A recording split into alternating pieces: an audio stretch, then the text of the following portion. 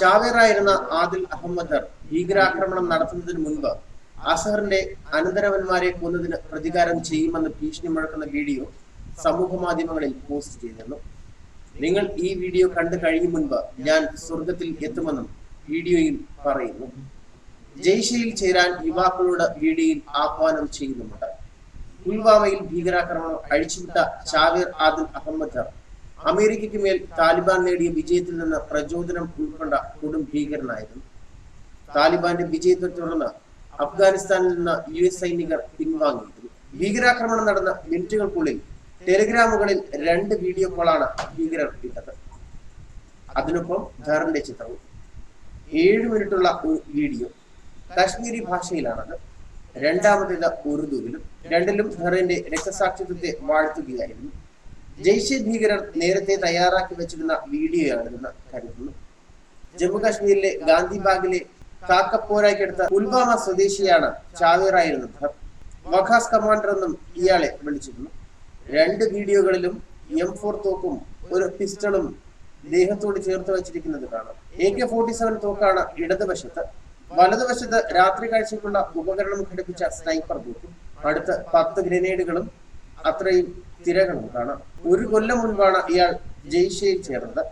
1 കൊല്ലം കാത്തിരുന്നിട്ടാണ് തനിക്ക് ഈ ദൗത്യം ലഭിച്ചതെന്നും ഇയാൾ പറയുന്നത് വീഡിയോയിൽ കേൾക്കാം.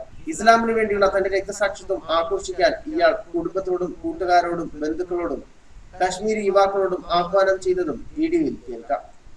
ഇസ്ലാമിക പ്രാർത്ഥനകൾ ചൊല്ലാൻ നിർദ്ദേശിക്കുന്ന വീഡിയോയിൽ മുസ്ലിം സ്ത്രീകൾ പർദ്ദ ധരിക്കണമെന്നും യുവാക്കൾ ആരെയും പ്രേമിക്കരുതെന്നും പറയുന്നതും കേൾക്കാം. പുൽവാമയിൽ CRPF ഭടന്മാരുടെ വീരമൃത്യുവിനിടയാക്കിയ ഭീകരാക്രമണം സുരക്ഷാ വീഴ്ചയെന്ന് പറയുന്നതിന് വ്യക്തമായ കാരണങ്ങളും ചൂണ്ടിക്കാട്ടപ്പെട്ടിട്ടുണ്ട്. അതിലൊന്നാണ് സേനയോടുള്ള അസ്ഹറിന്റെ പ്രതികാരം.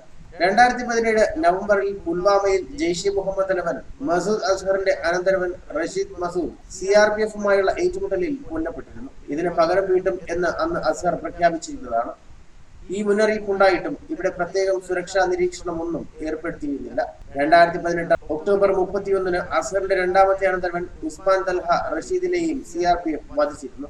പകരം വീട്ടുമെന്ന് അന്ന് അസ്ഹർ പ്രഖ്യാപിച്ചിരുന്നതാണ്. പകരം വീട്ടാനായി അഫ്ഗാനിസ്ഥാൻ താലിബാൻ ഭീകരരുടെ പരിശീലകനായിരുന്ന അബ്ദുൾ റഷീദ് ഗാസിയെ അസ്ഹർ ഇന്ത്യയിലേക്ക് അയച്ചു.